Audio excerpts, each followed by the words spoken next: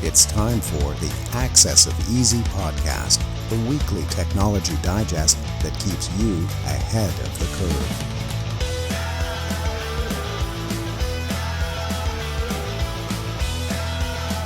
Brought to you by EasyDNS.com. Welcome back, everybody, to the Access of Easy podcast, where one half of the show is planning their retirement. My name's Joey. That's Len. Beautiful day in southwestern Ontario today, Len. I took the family for a walk at about 4:15. Outstanding. Nice 13-degree, crisp, sunny, no wind, nice blue sky. Beautiful day. What's going on in your neck of the woods? That's brutal temperatures for this time of year. I'll give you some ideas. In Rome, typically the high in the dead of winter, we're talking late December, early January, we'll get to 10, 11, 12, 13. Yeah. So this is a winter day, except a lot more sun right now. So this is pathetic for what we should be experiencing. Yesterday was gorgeous, Joey. Today, not so much. I'm a little disappointed. I was saying to my wife today that I went to physiotherapy this morning. Normally, I just wear shorts and a t-shirt when I can swing it because I'm an active participant in my physiotherapy sessions. I walked outside in shorts and a t-shirt today. It was freezing. It was like 8 degrees this morning when I left the house. Yeah, so I had to come back and get a jacket. Yeah, sad state of affairs out there. But anyway, yeah, it was a good day. I'm looking forward to the summer. May. I hear next week is going to be nice, right? Is that the case? It is going to, but it's May. Like, where is this good weather? I have a fig tree that's waiting to really blossom. It's just stuck in this holding pattern because the weather hasn't been all that great. It's going to impact my fig production this year. If my fig production gets ruined, that's ruining my fall. Like my mood for months is going to be in the tanks. So just be ready. My wife and I made burgers for dinner, so I'm starting my summer unofficially, regardless of what the weather has in store. Let's get into it here. So we're gonna get to the quote from last week.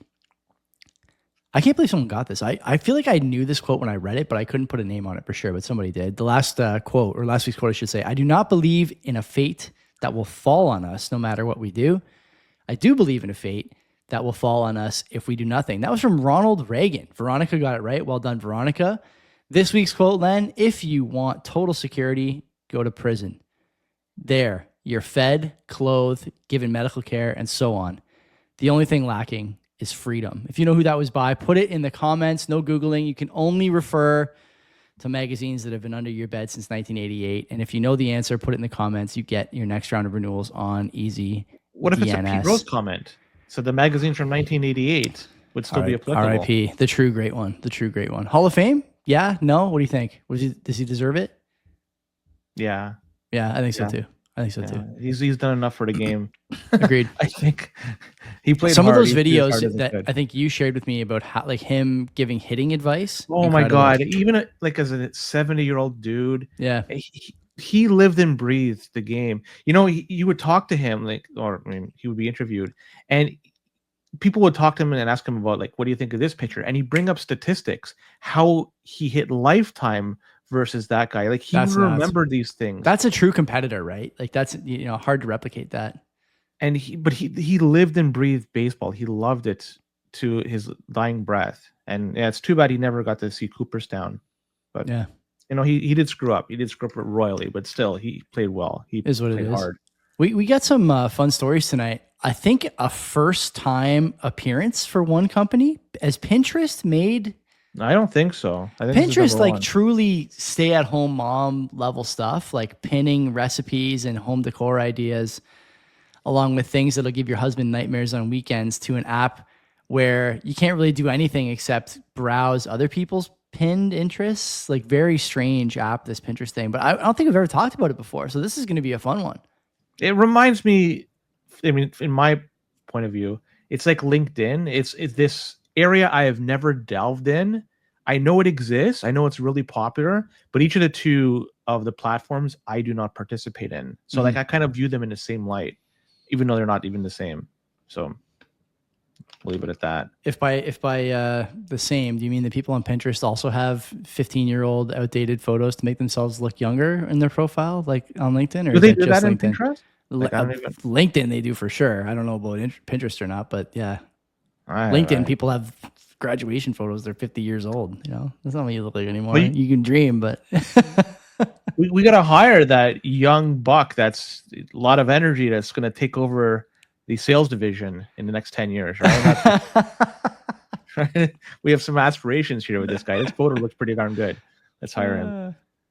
Joey, let's talk about this telemessage stuff. You ever hear of telemessage before? I haven't, although I sort of like reading the article, a signal clone is not what I would call this. But anyway, we'll talk about that maybe in the commentary. I just want to, point out that I also have not heard of it. You are correct in that assumption. Yeah, well, it's an Israeli company and it's providing a modified version of messaging apps like that you were mentioning, like that Signal clone for messages for the government, archive messages for the government, and also for business use. And they had a very severe data breach this past week.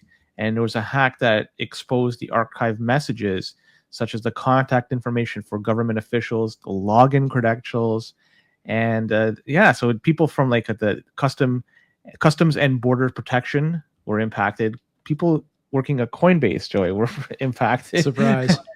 Scotiabank people were impacted. Scotiabank, eh? Anyways, they exploited the vulnerabilities in the system and they were gaining access in a short amount of time and reported 15 to 30 minutes. And through that, they were able to get the unencrypted, the not encrypted end-to-end stuff that's were on the archive chat log. Just stop talking now. I mean, what are we doing here with these apps? What are we doing? Our greatest ally again, by the way, involved in a story about data breach. Like this is nuts. Why would you ever use these apps? What is the point of using an app like this? Somebody above must have told them. Israeli company, so maybe they have some sort of involvement. You think it was there's an app that was they were told 4,000 years ago they need to use it? Is that might be a bridge? It's wild to me that this country is involved in all this hacking stuff and data breaching stuff and overreaching stuff, and whether they're selling the hardware and software to do the B&E on your data, or now expecting you to use the apps that are being broken into, being breached.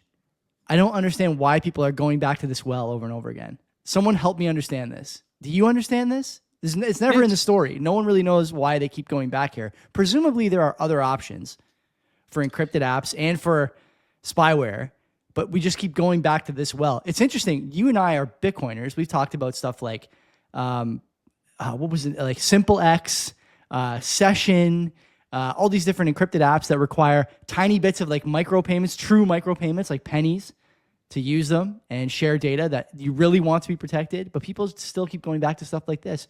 And by the way, a Signal clone. In the beginning there, we were kind of half talking about what it means to be a clone. This is clearly not a clone. Signal has not had an issue like this. So this is I think an incorrectly applied term here. Anyway, I know I cut you off here. We didn't finish the story, but go ahead.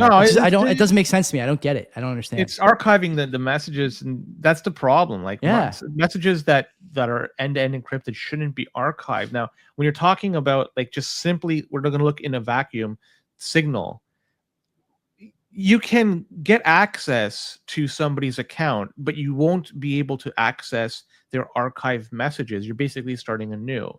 And even when you do that, if somehow you do that, it shows that there's a new number or a new phone that's attached to it. So there's a warning that all the users get access to, that they know that there's some sort of small change or big change that happened with the person you're conversing with. So I don't know why. It makes no sense why anybody would want to use something that could be potentially breached. And the information that has been taken, like the bank, Scotiabank, is pretty bad because we know what the information's involved. Like it could potentially be people's credit scores, their bank account numbers, their names, and stuff like that. But we're talking about the CBP, the Customs and Border Protection, right? Like, what sort of information do they have there when they travel? Just all of it. Just all of it, basically, is what I would say. That's pretty sensitive data. Yeah. Yeah. Now you're able to track people's movements across countries and maybe form particular habits of where they go, when they go. And if they do that, maybe their home is now not going to be occupied and it's just prime for having their Honda Civic stolen or whatever, right? So like there's so much here that's just wrong. people need to do a better job of protecting their privacy. And not only that, the government's involved. Like, right? Like, what the heck's going on here? There's so many red flags here. It's interesting that these guys, Smarsh, who own Telemessage, guess what other apps and services they provide, Len? Go ahead. A range of applications for capturing, archiving, and overseeing digital communications. Are you sitting down? With a focus on compliance and risk management. They do a good job of all that, by the way. Very, very, yeah. They're not publicly traded, but if they were, I could, take a guess at what that stock would look like today. So funny. Mobile capture, Smarsh Cloud Capture, Smarsh Enterprise, Ring Central for Smarsh. Integrates with Ring Central to archive messages, SMS, fax, and voicemail data. That sounds like something you would want. Smarsh for Slack. Captures data from Slack and integrates it with Smarsh's archiving platform. Definitely no sensitive data there. About that later on too. So it's all bad. Why? Like who is using... Are we at the point now, not to drag this story on, it's been 10 minutes, but are we at the point now where you should just not be messaging people on any app, anything sensitive? Like you have to meet them in an alleyway underneath an aluminum foil tent or something to make sure that the information that you share is not captured. Like where are we here? We're close to that, are we not? We're a lot closer than we were 3 years ago, for sure. What are they going to take from us if we meet up together and start talking about Bitcoin? Well, that guy likes Bitcoin. That guy also likes Bitcoin. They must be against the state. I don't know. Well, let's talk about this Venom Spider Group. I'm going to have to give this 3 stars. Why? This gets 3 stars, Venom Spider? I like that. I don't know why. I just like the Venom Spider. That sounds pretty good. It's not a play on anything. It's very original, I think. And I like it. Yeah. I got to tell you, this really makes me question whether or not you're a man of culture. I'm giving it a 0. Have you not seen the wonderful shorts I sport during the summertime? Like, those are classy shorts. You love a good dazzle short. I'll give you that. Freaking right, I do. And if it was just a few degrees warmer, I'd be busting them out outside. So this group here, they've been targeting. This is a doozy of a story. Oh yeah. The HR personnel out there, and with phishing emails, and it's disguised as job applications. And what they do, they send emails with links to external sites that require a CAPTCHA completion. And once completed, the victim receives a zip file disguised as a resume. The zip contains malicious Windows link and .lnk.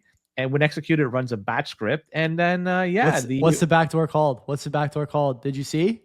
I know it executes the more eggs malware. More eggs. Now that is a 5 out of 5. What'd you get? Oh, my computer's infected. Oh, you got more eggs. That's terrible. 5 out of 5. That's a good one. See, the spider just laid some eggs, right? And it harvests some information, such as like the complex user stuff. Like it's just trying to harvest this, and they're financially motivated, apparently, this Venom Spider Group, and they have historically targeted e-commerce sites and payment portals, and now they're targeting HR and job hunting services like LinkedIn. And the campaign, they're saying it could compromise a lot of things out there, including sensitive employee data, and provide a backdoor, because let's be honest, HR has a lot of information available to them. By the way, people that may not even be employed at that company, right? If you're applying for jobs, or you're a reference for a job or whatever, your data is probably out there a lot of places you may not realize.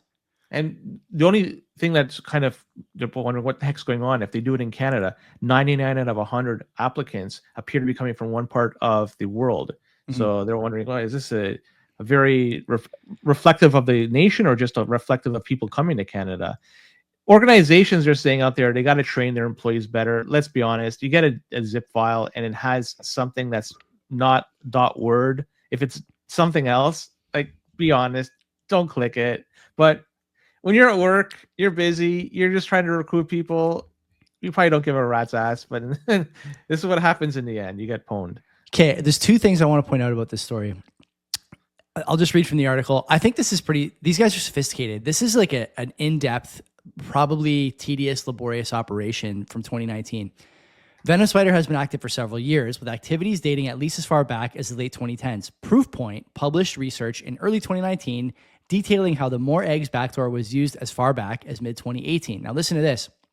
In that campaign, Venom Spider posted fake jobs and contacted users through LinkedIn's direct messaging service.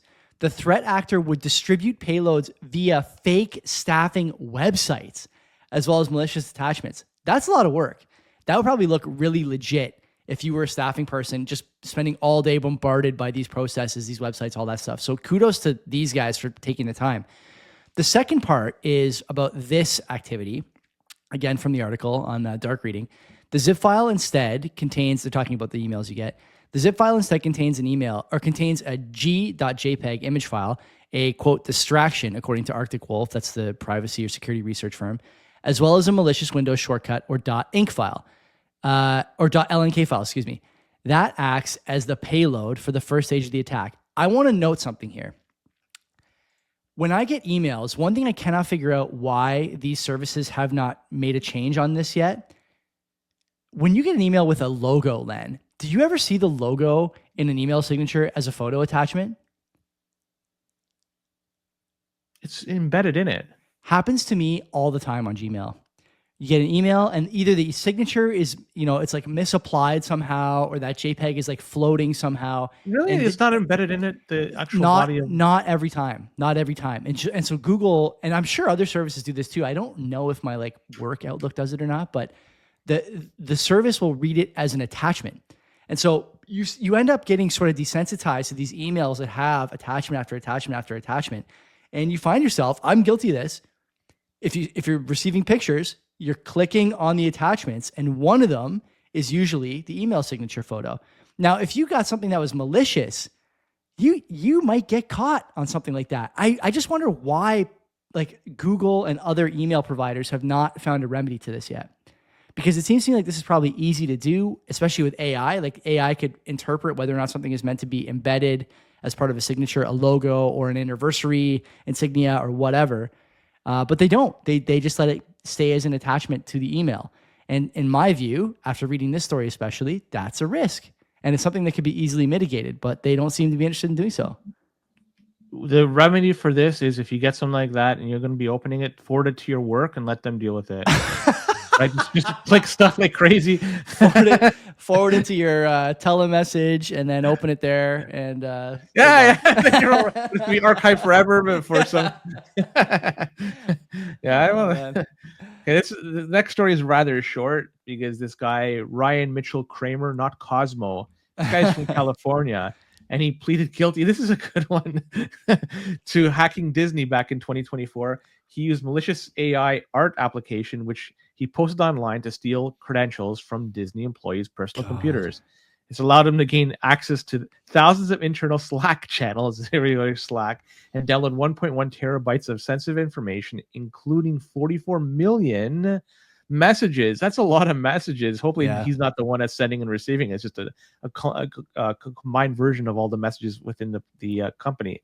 Also, there's private customer details and employees' passport data. The last two are the worst because what could be done with that is a heck of a lot. And so Kramer initially posted himself as a fictitious Russian activist group named Null Bulge. I can't stand this name. That's a 5 out of 5. Null Bulge. Null Bulge? It's almost, you can't even say it. Null. I mean, come on. This is when you go to your doctor and try and get a Cialis prescription, right? When you got a null bulge, I think that's about right. If it doesn't sound Latin, it doesn't sound real to me. So null bulge sounds like a totally made up name. Okay. So he did this with the attempt to extort the employees that he was able to get access to. And when that failed, he then released the stolen data on multiple platforms. And Disney has stopped using Slack for in-house communication due to this breach. Slack? Yeah. We haven't talked much of Slack in the past, but Slack really isn't the problem here. It's really just the employees that were using, were just, they were clicking on stuff, and the art application, it worked. They were able to, get owned by that. What was the art? I want to see the art. Me too. I want to see. Me too. I wonder sometimes. Okay, we'll veer off course a little bit here. I have an Instagram account, and my Instagram account's algorithm is very tightly tailored to what it thinks I will want to look at. And it's actually so tightly tailored to what it thinks I want to look at that it doesn't feed me content that I like. It doesn't feed me a lot of stuff about fitness anymore. I used to have like a lot of like Achilles injury stuff and rehab stuff. You know what it feeds me now, Len? It feeds Bitcoin? me. No. I never look at Bitcoin stuff on my personal account. It feeds me stuff where the content is so cringe that it knows I will go right to the comments section to see what people are saying about it. And one thing I keep finding is stuff where people are fighting at Disney, people are overweight Disney park riders, Disney cruise enthusiasts, Disney adults, I think is the term people use. I'm sure that's the term people use for 30 plus people who go to Disney regularly multiple times a year. These are some of the cringiest people on earth. Mr. Null Bulge, if you're listening, when you get out, I would love to see those messages because I am sure that is some of the worst content the planet has ever seen, especially if you got a terabyte of it. I cannot imagine what is written in employee messages from a Disney park or a Disney corporation. I would love to see that because these people are like the park guests are the worst of the worst. And the people who work there are probably not working there because they love Cinderella. And so those two things together, that's probably A++ content. I would love to see that message history. You ever go there before? I've been to Disney World once. I went when I was I've been twice actually. I went in grade 6 with my parents and my brother. It was a great trip. And then I went again to play basketball at Disney World in like a US tournament when I was in grade 12 here in Canada. Yeah. So you're 2 up on me. I've never been and I will never go. The Disney experience when you're in grade 12 is a lot better, let me tell you. That was, by the way, back when convenience stores in the US were selling something called Bacardi 151, 75 proof rum. And you can imagine what, 13 testosterone-filled 17-year-olds are like splitting a 40 of 151 rum walking around a theme park. It was a good time. I'll say that much. Would you imagine how much that costs now? No, I'm talking about the Bacardi rum. Oh, the park. Yeah. I think when we went, there was something called the Hopper Pass. It may still exist, but I would guess now like a trip for a week for a family of 4. Is it 5,000, you think? I can't even imagine. And just when you're saying $5,000, holy cow, that's a lot of money. I'm going to look it up right now. For a family of 4 for a week. So, and don't you have to get passes for like one park or something? Okay, so the AI result on Google, a Disney World trip for family of 4 can be a memorable but pricey experience. Budgeting for a 7-night stay could range from what to what? What's your guess? I'm guessing this is US dollars, obviously, as well. We'll see $7,500 to $15,000. 6 to 15. You're pretty close, actually. Wow. 15's a metric ton. So that's crazy. That is extremely expensive. This is why that there's people are not going there. Not only people don't have money right now, how are you going to spend 5 figures on a trip like that? You could go on a cruise and get cruises for far less. Cruises suck too. They suck too. But it's I hate to say it, Len, but you need to go places where you're like pricing out the riffraff. Like you need to go on like a $4,000 all-inclusive trip for a week or something, 5,000 even. And then people listening to this show will probably be like, "That's not expensive." It's expensive enough to keep the riffraff out. I'm one of these people who think you need to like Costco needs to have a dress code and needs to like triple the membership fee. That's where I am in my get off my lawn journey. Where the riffraff really go to like Japan or something. Yeah, like that. Maybe. Yeah, right. Like it's long trip, a little expensive, but you're safe, and you could see some really cool stuff over there. They got Mario Land, I believe, over. I'd like to go at some point to Japan. My wife was talking about that the other day, actually. Could be in the cards. We'll see. It would be nice. You're a Apple user, right? I'm getting killed on this show every week. I got to tell you, I'm an Apple user. Like you don't know. We're asking the questions for first time listeners here. Yes, I'm an Apple iPhone user. Apple AirPlay. I don't often use it, but I have used it in the past. Well, there's a set of vulnerabilities. Airborne, 23 vulnerabilities in total have been discovered and impacting the AirPlay, and apparently billions of Apple devices could be impacted. And the hackers that could take advantage here would be able to take control of the devices and potentially steal information on there. And they could also intercept communications, and this could lead to spying and even ransomware attacks. So not much I could say about this, except make sure that your devices are always up to date. And you know what? I'm a fan of having my headphones hardwired. Wow. I like that. I turn my Bluetooth off, and I like, I don't want any Bluetooth near my brain.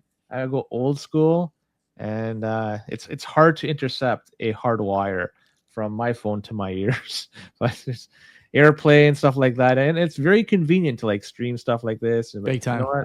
There's potential Having time. headphones on, Len, with a newborn is a requirement. And I have AirPods Max at the house that were pretty expensive, but I think have been worth it so far. They not only have incredible noise cancellation, but also it's easy to move from like my computer to my phone to my TV to whatever I'm doing, which I often am doing if I'm working on like, stuff for the podcast or playing video games or just listening to music or something else, media wise.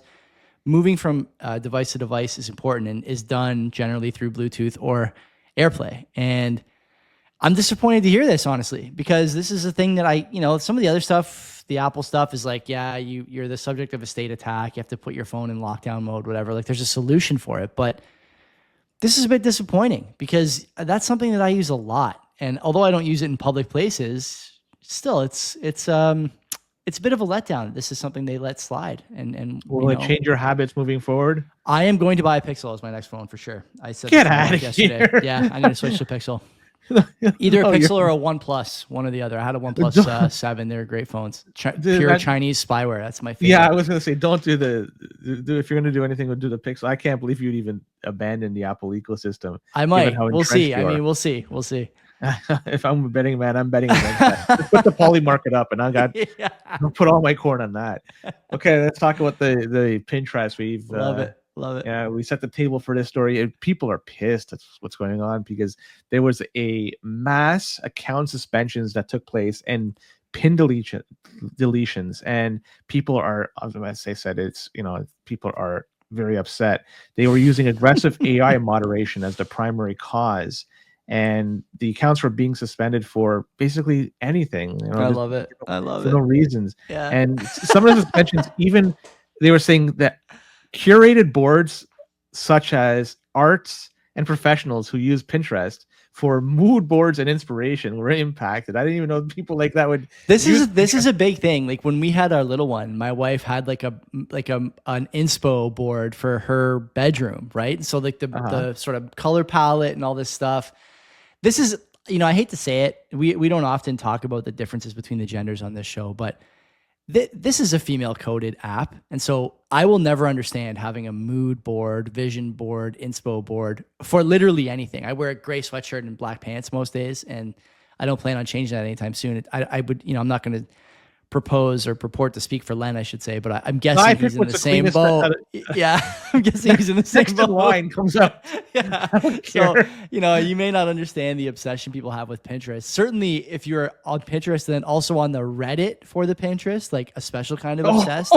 You're combining the two. Yeah, there's some comments here from the Reddit in the article, but it's just like, it's just an amalgamation of just crazy. It's just absolutely like, talk about terminally online. This is the combination you're looking for. This is a demented, technologically obsessed cocktail. But at least your color palettes are even thinking of launching a lawsuit because they're saying they may have lost some earnings as a result of all this. It's possible. I think if there's ways probably to get paid on Pinterest, like if you have a popular Pinterest account and people look at your stuff to put on their own board, then maybe people want to advertise with you and get their stuff onto your board so that other people see it. This is like when people say the economy is fake, this is what they mean. There's no way this should be worth any money at all. And yet here people are paying for this stuff. And it seems that we're the ones who are left out in the dust, scraping pennies together, doing a podcast. I don't know. Maybe we're the ones in the wrong. I don't understand why people could even consider launching a lawsuit. They don't own this platform. I know. Pinterest. Is it Microsoft owns Pinterest or? I think they are owned by. Well, whoever owns it. Well, Pinterest. That's a good question, actually. So they could do whatever they want. If they want to delete everybody's account but one, they could do that. If they have every right to do so. This is not a decentralized platform in which you are a participant. You are the product, and you are using it for free. And unless people are paying for it, and there's something along those lines, then maybe they have some. Pinterest reported earnings today, by the way. So you have this story. They closed at $27.89 US. They went up 15% after hours on earnings. It looks like. Like this is not the first time they've had some in the past they've had a data breach, a pretty significant one. 6 million records were leaked, and that was But like of email records address- of what? Of what? Like emails? Who cares? emails, usernames, and IP addresses. I don't think. I get the feeling, again, like I'm stereotyping here for sure, but I get the feeling that the productive class is not spending a lot of time on Pinterest, you know? Like I don't know what those emails are worth compared to Slack or whatever. It's the IP address and the email address Yeah. because then you can tie an address to a particular location, almost to pinpoint it directly where they are. So what? You And can go then- to their house and check out the color palette in their nursery. Like this is what I'm saying. It's not like a commerce platform. So why? Oh, Okay. Well, now you could do some searches online with that email address. You could formulate a pattern in which they do stuff, I where they don't know. post, how they post, what they like, don't know about all and this. then it becomes Joey. If they know when you're not home, they're able then to target you, come in your house, rate it, and leave before you come home. If they could have some information on you without you knowing, and know exactly where you live, that's a very powerful tool. Also, you never know. There could be some ransomware or something that could come up alongside. Like, you Yeah, have maybe. no idea Maybe. like, how they're gonna. So it's hard to scoff at this. It could be pretty nasty if used in the wrong way or in the right way, depending how you look at it. Yeah. You're never gonna catch me on Pinterest. I don't have to worry about this. I agree. So, yeah. Again, Pinterest is like the LinkedIn to me. I acknowledge they exist. I just don't cross That's that right. threshold to use those platforms. Whatever happens on there happens.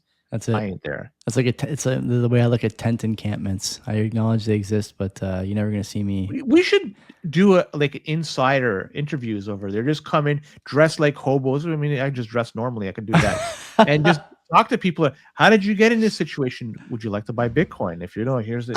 Would you like Here's buy some my referral Bitcoin? code. Check it out. Let's You got in get this outta here. situation because of central banks. Let's do something about that. We're Bitcoin leaving. Len is going to visit the local tent encampment immediately after this. Is there a big one at Gage Park?